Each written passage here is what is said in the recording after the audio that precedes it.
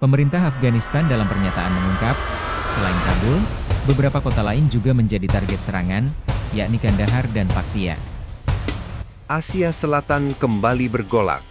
Di tengah malam yang seharusnya sunyi, langit perbatasan antara Pakistan dan Afghanistan justru dipenuhi suara jet tempur dan dentuman ledakan. Pada Jumat dini hari, 27 Februari 2026, Islamabad secara resmi mendeklarasikan perang terbuka terhadap Kabul.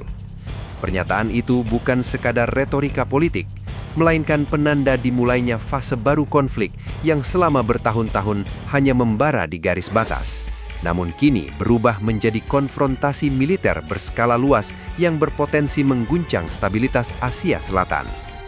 Deklarasi tersebut disampaikan langsung oleh Menteri Pertahanan Pakistan, Khawaja Asif.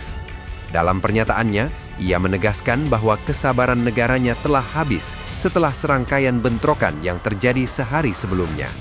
Islamabad menyebut serangan yang dilancarkan sebagai bentuk pembelaan diri dan respons atas kematian dua tentaranya di perbatasan. Namun pernyataan itu segera dibantah oleh pihak Afghanistan yang kini berada di bawah kendali Taliban. Versi mereka berbeda. Mereka menuduh Pakistan lebih dahulu melancarkan agresi yang menewaskan sedikitnya 18 orang, termasuk warga sipil. Perbedaan narasi ini bukan hal baru dalam konflik kedua negara. Sejak Taliban kembali berkuasa di Kabul pada 2021, hubungan antara kedua negara tetangga itu terus berada dalam ketegangan. Sengketa lama mengenai garis perbatasan yang dikenal sebagai Duran Line kembali mencuat. Pakistan bersikeras bahwa perbatasan tersebut sah dan diakui secara internasional, sementara sebagian kalangan di Afghanistan menolaknya.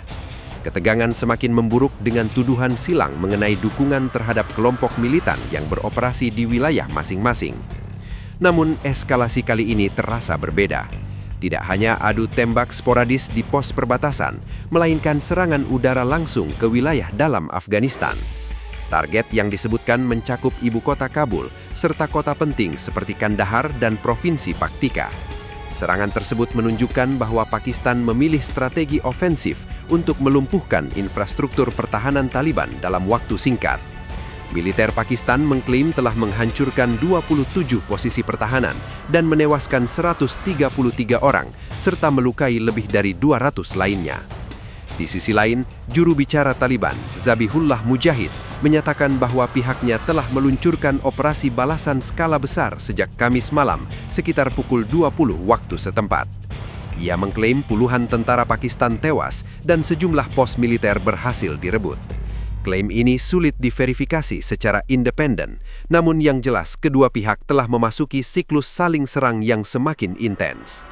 Bagi Pakistan, isu keamanan perbatasan bukan sekadar persoalan kedaulatan, melainkan juga stabilitas internal.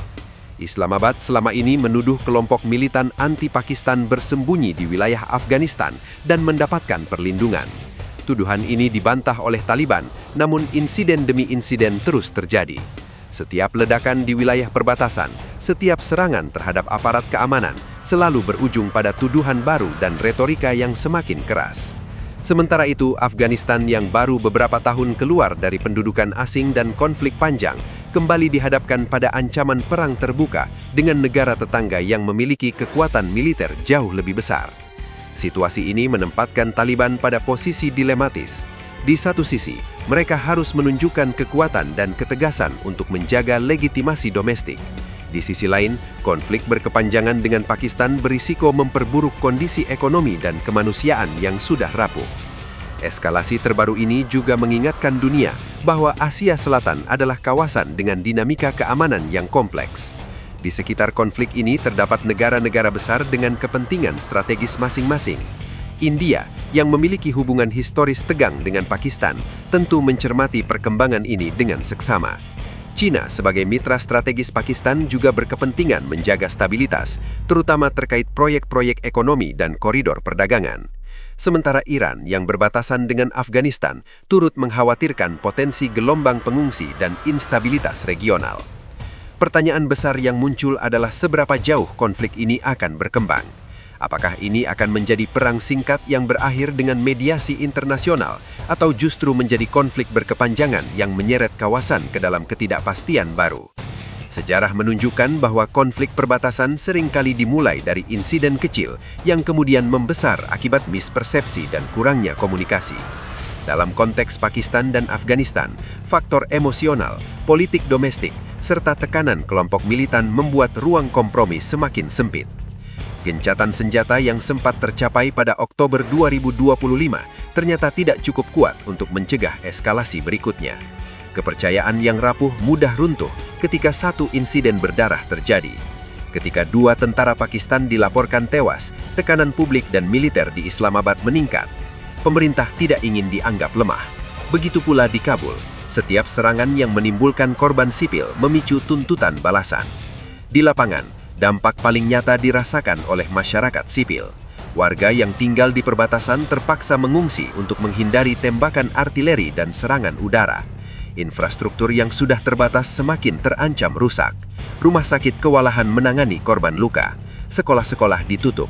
Aktivitas perdagangan lintas batas yang menjadi sumber penghidupan ribuan keluarga terhenti. Ketidakpastian menyelimuti masa depan mereka. Komunitas internasional tentu tidak bisa mengabaikan situasi ini. Potensi krisis kemanusiaan dan instabilitas regional menjadi perhatian utama. Namun respons global seringkali dipengaruhi oleh kepentingan geopolitik yang lebih luas. Jika konflik ini tidak segera dikendalikan, risiko salah perhitungan militer dapat meningkat. Dalam perang modern, kesalahan kecil dalam identifikasi target atau komunikasi dapat memicu eskalasi yang tidak terkendali. Dari perspektif militer, serangan udara Pakistan menunjukkan superioritas teknologi dan kesiapan operasional. Namun, perang tidak hanya ditentukan oleh kekuatan udara. Medan Afghanistan yang bergunung-gunung memberikan keuntungan bagi pihak yang bertahan dan mengenal wilayahnya. Taliban memiliki pengalaman panjang dalam perang asimetris. Mereka mungkin tidak memiliki angkatan udara, tetapi memiliki jaringan dan mobilitas yang sulit diprediksi. Situasi ini juga menguji diplomasi regional.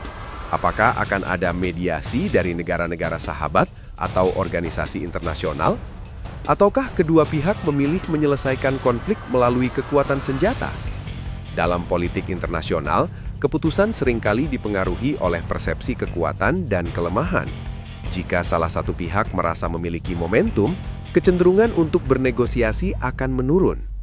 Ketegangan Pakistan dan Afghanistan bukanlah konflik yang berdiri sendiri. Ia terkait dengan dinamika keamanan yang lebih luas di Asia Selatan dan sekitarnya. Setiap eskalasi berpotensi memicu reaksi berantai. Stabilitas kawasan yang sudah rentan dapat semakin terguncang. Jalur perdagangan, investasi, hingga keamanan energi bisa terdampak. Di tengah semua itu, masyarakat internasional berharap rasionalitas tetap menjadi penuntun. Sejarah telah menunjukkan betapa mahalnya harga perang. Korban jiwa, kehancuran ekonomi, trauma sosial, dan generasi yang tumbuh dalam bayang-bayang konflik adalah konsekuensi nyata yang sulit dipulihkan. Deklarasi perang mungkin hanya beberapa kalimat dalam konferensi pers, tetapi dampaknya bisa bertahun-tahun, bahkan puluhan tahun. Kini dunia menanti perkembangan berikutnya. Apakah kedua negara akan terus meningkatkan intensitas serangan, atau justru membuka jalur komunikasi untuk meredakan ketegangan? Jawabannya akan menentukan arah masa depan kawasan. Yang jelas, dini hari 27 Februari 2026 telah menjadi titik balik. Sebuah momen ketika ketegangan yang lama terpendam akhirnya meledak menjadi perang terbuka. Dan di balik semua analisis strategis dan perhitungan geopolitik, ada satu kenyataan sederhana yang tidak boleh dilupakan. Setiap peluru yang ditembakkan, setiap bom yang dijatuhkan, membawa konsekuensi kemanusiaan yang nyata. Di desa-desa perbatasan, di kota-kota yang menjadi sasaran, ada keluarga yang kehilangan orang terkasih, ada anak-anak yang kehilangan rasa aman, dan ada generasi yang kembali dipaksa hidup dalam ketidakpastian. Asia Selatan kini berada di persimpangan. Konflik antara Pakistan dan Afghanistan dapat menjadi api yang cepat padam atau bara yang terus menyala dan menyebar. Semua bergantung pada pilihan para pemimpinnya, tekanan domestik, serta peran komunitas internasional. Yang pasti, dunia sedang menyaksikan dengan cemas, berharap bahwa eskalasi ini tidak berubah menjadi tragedi yang lebih besar.